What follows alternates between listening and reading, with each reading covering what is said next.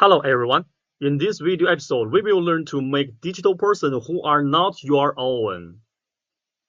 Okay, let's start today's lesson.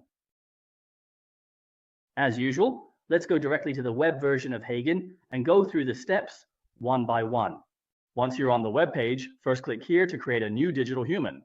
At this point, as we learned in the last lesson, you can create your own digital avatar through a video, which is your digital twin, right? Now, let's use the second method and see how to generate a digital human using a photo. And I can tell you that with photos, you can use your own or someone else's. Both are possible. All right, let's give it a try this time.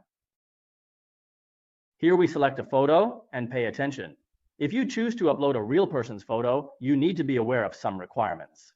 Look, what's the first one? No obstructions, right? Then, when you upload multiple photos, they should be in different outfits and different settings, correct? And your face should be mostly facing forward or sideways. Both are acceptable.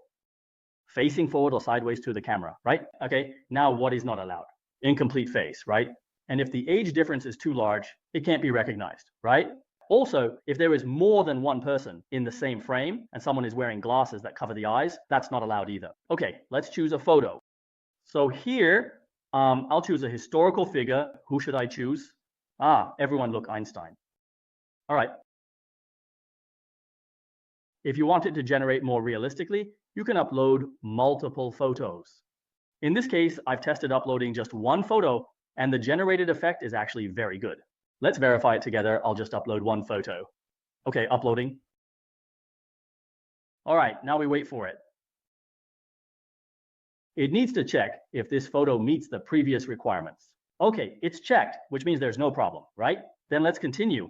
Next, you need to fill in some relevant information for your digital person. First, the name. Let's use his original name. Okay, and the age? Let's see. Let's choose senior. For gender, select man, and here we choose, let's choose white. All right, then continue. These are all to define your digital person.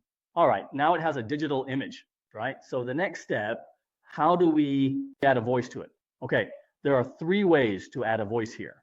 The first method is voice cloning. For example, if you want to use someone's voice, you can upload their voice here and combine it with Einstein's image. This is the voice cloning method. The second method is that it provides some voices that it considers to be what Einstein's voice should sound like. You can listen to a sample. Hi, I am a generated voice, and this is how I sound. This is a quick demonstration of my vocal. If you find one that seems suitable, you can select it and add it in.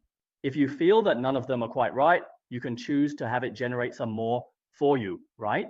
Now, this is the second point, which is that it might have some design for what it considers to be Einstein's voice. The third point is that the system comes with some built-in voices. For example, you can listen to a sample here. Hello, this is what I sound like. Hello, this is just what I sound. How does everyone feel about that? Well, if I think this one is okay, then I'll select it and match this voice to Einstein. All right. Of course, you can also have some fun by giving Einstein a child's voice or a female voice. There are all sorts of ways to play around with it. So you can use these methods to create different types of digital personas and put them online, and sometimes they might become very popular. Okay, that's all for this episode. And the next one will be even more exciting. To learn more about AI usage tips, please visit ctrlvai.com. Thank you.